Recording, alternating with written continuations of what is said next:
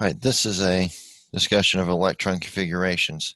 If you have not watched my presentation on quantum numbers, it'll apply somewhat to this presentation, so you'll want to watch that one first. Now, because two electrons are in the same orbital, must be paired according to Pauli's exclusion principle, it's possible to calculate the number of orbitals and electrons in each shell. The number of electrons per value of n or per shell is given by n squared. The maximum number of electrons would then be double that, or 2n squared, because there's 2 electrons per orbital. So for energy level n equal to 1, I only get one orbital. That's that 1s orbital, and I can put 2 electrons in it for 2. The second shell, I can have 4 total orbitals. That's an s and 3 different p orbitals. So I can put a total of 8 electrons in that shell. And for 3, I can get 9 because I get 1s, 3 p's, and 5 d's for a total of 9 orbitals. You get double that many, or 18 electrons in it. For 4, now I start getting the s, the p, the d, and the f. So 1s, 3 p's, 5 d's, 7 f's add up to 16 orbitals, and so double 16 is 32. So you can get the maximum number of level electrons per shell.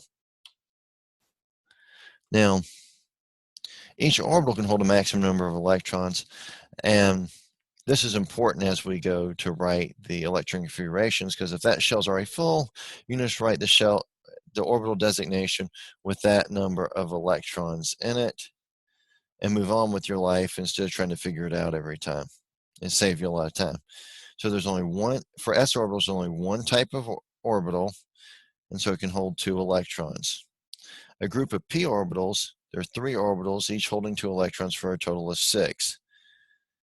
A set of d orbitals is 5 orbitals, and that can hold a maximum of 10. F orbitals, you can have 7 of them in a complete set, and it'll hold a maximum of 14 electrons. Now, how do you fill those orbitals once you have them? The principle is called the Aufbau principle, and essentially says that electrons are going to fill the lowest energy orbital possible, and then once that's full, I'm going to fill the next lowest, so on and so forth until I'm out of electrons. The way that works in practice is you get a chart that looks something like this, where you have the 1s down there at the bottom, then you fill the 2s and then the 2p. Notice there's 3 orbitals, so 3 blanks. 3s, 3p, 4s, 3d. Notice there's 5 blanks for the d, then 4p, then 5s, then 4d, so on and so forth. Now, how many people want to memorize that whole thing? Probably not so much. You can do that with the periodic chart, and I will show you how that works. It is much more convenient, because I'm not going to provide you with that diagram for the test, so you're going to want to measure that. So that first column there in green is S, and that second column is S, S1, S2. And then these last 6 columns, excluding helium, where helium is a 1s2, is P1, P2, P3, P4, P5. Now the D's fill straight across as well, although there are a couple of exceptions. Turns out when that almost half filled D, so it'd be really a D4. It steals 1 from the S and adds 1 to the D. So we get that S1 D5, and you get a very similar situation where you get D9. Instead of saying D9, you say S1 D10 because it steals 1. The F's are offset to the bottom and work very similarly. Now, as you start to fill these, it becomes important because it tells us that the electrons will fill the p and the d orbitals by placing electrons in each orbital singly, until the whole set is half filled, and then it will go back and start pairing them up. And we can abbreviate them by putting the nearest noble gas into brackets, and I'll show you how to do that in a few minutes. So what we'll do now is we're going to work through that, and we're going to essentially do the first 10 elements, hydrogen through neon, and I'll walk you through drawing the electron configuration, and we'll work the orbital diagram for each so you can see how it fills.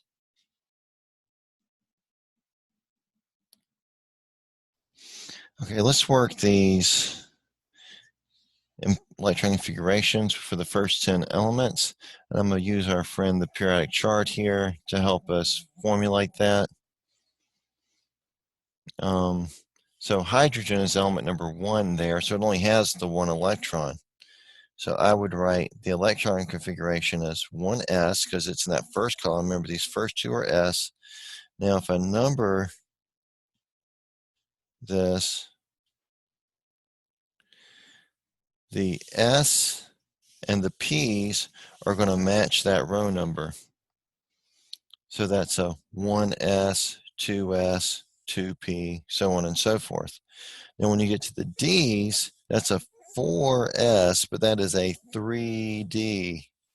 So the d's are 1 less than the row number. When you get to the 5s, or you get to the 4p, 4f, and 5f, they reinsert here. So it's a 6s, a 5d, but a 4f.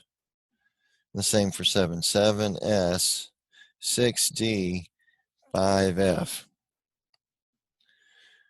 Now, with that being said, there's only 1 electron in hydrogen, so I'm going to have a superscript there of 1s1. If I pull the periodic chart back and look at our energy diagram, I'm going to indicate the electron in that 1s with an upward pointing arrow.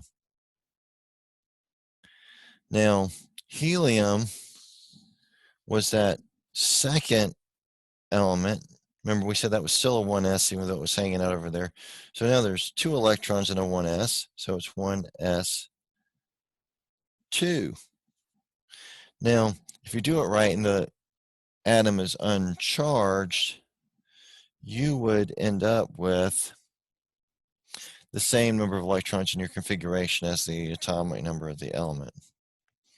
Moving on, lithium, now I'm at a 2s. That tells you where the last electron goes. So for that third electron to go into a 2s, the 1s is going to have to be full. Before we do that, we're going to pair that off for helium. And then, so this will be a 1s2, and then a 2s1. And so then that 2s electron appears there. Moving on, beryllium is that second element, so we got 1s2, 2s2, because it's the second element over, so 1, 2, 1s2. And then we're going to pair that electron off. Now the 2s is full, so that next electron should go into a p, and you see, hey, there's boron in the p block. So 1s2, 2s2, 2p1, because it's the first element there. So when we look at it, we're going to have 1 electron in that first blank of the 2p. Now if we go to carbon, it's the second one over, so it's 1s2, 2s2, 2p2. So that means I'm going to put that one in that second block. Don't pair them up because that's Hund's rule. And then nitrogen is 1s2, 2s2, 2p3. So now I've got 1 in each. When I come back from my oxygen, 1s2, 2s2, 2p4. Now I'm going to come back and actually start pairing them up. Now for fluorine, fluorine is over there, and it's that next to last one. So it's 1s2, 2s2, 2p5. So I'm going to pair that next one. The neon, it should be full. So 1s2, 2s2, 2p6. And then we're going to pair that last bit. And you see the electron configurations and the orbital diagrams for the first 10 elements. And we'll work on not doing them consecutively like this as well. Now, here we have some larger elements, and we're going to work on the electron configuration, and we'll also practice abbreviating the electron configuration as well. So we'll work on both of those things for this one and show you how to get it without doing every one in a row like we did in the previous problem. So let's write electron configurations for each of these, and I'll show you how to abbreviate them. So let's again look at our friend the periodic chart. Phosphorus is right here. It's right below nitrogen on the periodic table. And so it should have a similar electron configuration. But what we can see is that the 1s, the 2s, the 2p, and the 3s are full. So this is where, remember, the maximum occupancy comes in when you're not doing them consecutively. So we're going to write 1s2, 2s2, 2p6, 3s2. I just write all those orbitals are already filled with the maximum number of electrons they can hold. Now, I want to see what that last part is, 3p, because I'm on the third row, 3p, 1, 2, 3. So the last thing I'm going to write is 3p3. And that's really what the position on the periodic tells you is what fills last. Any shell that comes before that is going to be full already. Now, if I want to abbreviate that, I go back to the previous noble gas. These are called core electrons, and they're usually not involved in the chemical bonding at all. These outermost electrons are called valence electrons, and we'll talk more about that going forward. But if I want to abbreviate that, I'm only going to show the valence electrons. So I'm going to draw square brackets. I'm going to put neon in brackets and say 3s2, 3p3. Now I can see that the shell is in fact full, or it's half full in this case, just like nitrogen was. Now let's see if I can do it without writing it all out first, because you can see it's going to get rather complicated and lengthy if I write something really big like that next one, Mercury. So if we look at iron, and I want to write an abbreviated one, we're going to go back. The previous noble gas is argon, so I'm going to write an argon core, and then it's going to be everything that's full. So you're going to have 4s2 and 3d 1, 2, 3, 4, 5, 6. And I've written them in the order that they first fill. Some people flip those around the opposite way. That'll just be your instructor's preference. Let's look at Mercury. Mercury's way down here. Obviously, I want to abbreviate that. So what's the previous noble gas? It's xenon. So we're going to write xenon in brackets. Okay, so we go back. There's a 6s, so it's going to be 6s2. Then you're going to actually see that star. That means you jump down here, 57, 58. You're going to fill all this. There's 14 elements across. So it's 4F14. And then 5D10. Now, there's a lot of debate on what goes where with some of this. Technically speaking, the lanthanum and the actinum fill a d orbital first, and then you fill the f orbitals at the bottom, and then you continue filling d's. But there's a lot of switching back and forth between the s, the d, and the f, to where there's a lot of exceptions. So there's a lot of discussion on whether lanthanum and actinum belong in the table or whether lutetium and lawrencium do. And there's somewhat of a debate going on about that right now, but we'll just do it how we have it. Now, there are some elements that do not follow the normal filling rules. Elements in D4 and D9, as I mentioned, don't obey the rules. F elements, just a lot of exceptions there, but we're not going to focus on those for our current purposes. Tungsten, even though it is in that D4 column, it actually does follow the rules. But the general rule is, instead of saying S2D4, we'll say S1D5. Instead of saying S2D9, we're going to say S1D10. And to highlight that, we'll do the electron configurations of chromium and copper. Okay, both of these involve exceptions, because if you look back at our handy dandy periodic chart, that's in that fourth D column. So you're still going to have your argon core, because we're still in that fourth row. You're going to have, now you're going to have a 4s fill and a 3d fill. But since that's D4, we're going to steal one from the S and add it to the D. So it's going to be 4s1, 3d5. Those filled or half-filled d orbitals have an unusual stability, and it tends to be more likely. If we go on to copper, that's in that next to last or ninth D column. So still argon core. You're going to have a 4s and then a 3d, but we're going to steal one from the S and add it to the D to get a full D. So it's going to be 4s1, 3d10. Now, sometimes if you form ions, they can be isoelectronic with a noble gas. Isoelectronic means it has the same electron configuration. So in this question, we're going to write complete electron configurations for each of these, indicate which are isoelectronic with each other. And we can do an orbital diagram for sodium plus, and I'll show you how that works.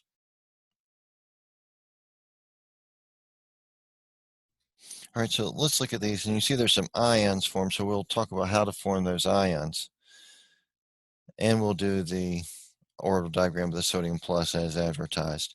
So for sodium, it's going to be 1s2, 2s2, 2p6, and it's that first element in the 3s. So if it were neutral sodium, we'd have a 3s1. Now the positive sign means I lose an electron, so we lose those 3s electrons. And so the proper configuration would be 1s2, 2s2, 2p6. If we want to do an orbital diagram of the neutral sodium,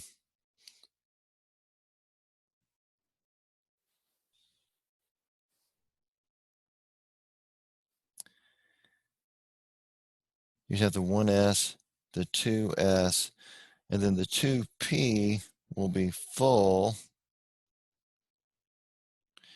Neutral sodium would have that electron in there, and we would lose that electron to get to the nearest noble gas configuration. And it turns out S and P block elements will lose or gain electrons to get to the nearest noble gas configuration because they're unusually stable. Remember, these noble gases are notoriously chemically unreactive because of those complete shells. Arsenic is way down there. So we're going to fill 3 shells. So 1s2, 2s2, 2p6, 3s2, 3p6. Then you're going to have, on that fourth row, it's going to be 4s2, 3d10, and then 1, 2, 3. So 4p3. Again, some people group the 1s and the 2s and the 3s, but then it starts to get confusing, especially if you get Fs and you group them all together. So I tend to write it where you just put it in the order that they first fill. Neon we've done before, and that was, remember, that was 1s2, 2s2, 2p6. And that's more for comparison purposes. Now, neutral nitrogen, if you remember before, was 1s2, 2s2, and there was the third one, so 2p3. But now it's got a 3 minus charge, so we're going to have 6 electrons instead, and we're going to fill that shell. So it turns out the nitride, the neon, and the sodium ion are all isoelectronic. And you find that often is the case with S and P block elements forming ions.